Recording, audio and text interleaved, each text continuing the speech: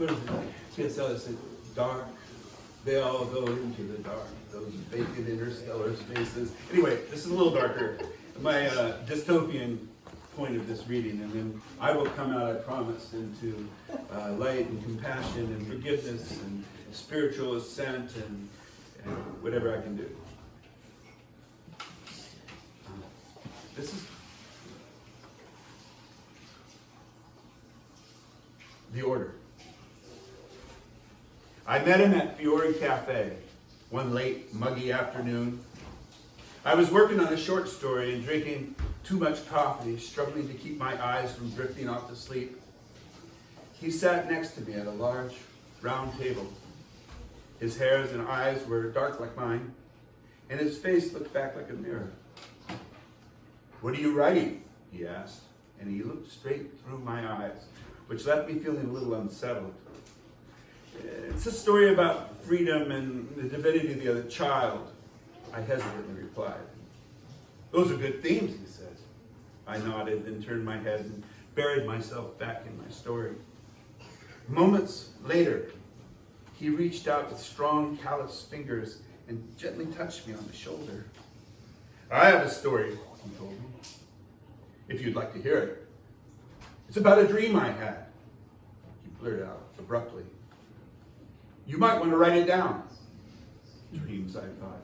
You should save your dreams for your therapist. But I was stuck sitting next to him and felt oddly compelled to listen. 7 nights, the stranger recounted. In one summer, the same dream. My first child had just been born in March, and I had begun to see the presence of some insidious force growing with arrogance in the news, the universities, and on the streets. In the eerie repetition of the dream, I found myself again and again jumping on a train in the mountains, where I had hid with a band of renegades up in the cold caves of the Cascades. The Order, as they called themselves, had killed most of the rebels, as they purged each trace of dissent. They were harsh and surgical with their ideological operations. I had been told that they had gathered all the children and sequestered them by age in prisons across the state. I had heard about the training, programmatic hypnosis, and shock therapy. And my only child, my infant son, was locked up in one to be sterilized of any memory of me and our dire attempts to hold on to agency in the last few flames of humanity. With each visitation of the dream, I rode the cold rumble of steel into the shrill quiet of the valley. Guards stood perched at every station. Suspicion peered from every eye. Like dogs on a leash, they sniffed the air for the scent of freedom. I entered the prison in Monroe, where I was sure they had taken my son. With ropes, I climbed to the roof, where a hatch on the tallest building opened to a series of internal ladders that led to the ground floor. I had been shown the prints that the others had gathered as they wrestled with plans to liberate the children. In stealth, I wandered the halls until I heard a concert of voices forming their mouths around slogans.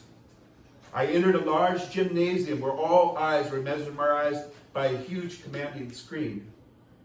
When I saw my son, I was able to approach undetected and slipped in through the double door and fled as fast as I could to the room where the ladders led to hope and our escape.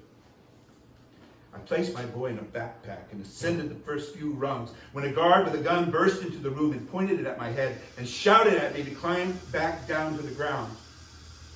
The next few steps happened so quickly, they continue to this day to unfold in my mind as a blur. Backhanding the guard in the face, my fingers felt like steel claws as I ripped back through his trachea with one deft and swift movement. I murdered the same man 7 times that summer. 7 times the same way, the same man.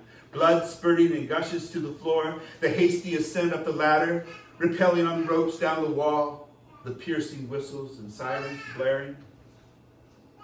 The escape once my feet hit the ground occurred differently every time. Gunfire, rolling through fields, dodging bullets, hiding in ditches, waiting for the train to carry us back to the mountain.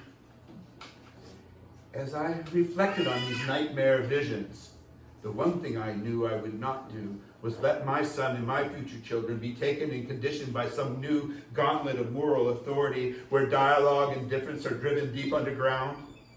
where the wings of imagination are clipped and bound in a cage, where the growth of human inquiry spurns the spirit of love and compassion, where fear is the first impulse with each moment we begin to say what we see. I promised myself that summer that I would raise them to be free, that I would fight for their autonomy on every uttered ground I stood. For freedom is the only way to feel and see the infinite and holy in the Word. 7 times that dream came for me one summer so many years ago, rumbling through my brain like the train heading back into the valley to snatch my son from their grasp. I thought of it many times as it has slowly come to pass. The order is closing upon us. It's time to wake up, he said. And he rose to his feet.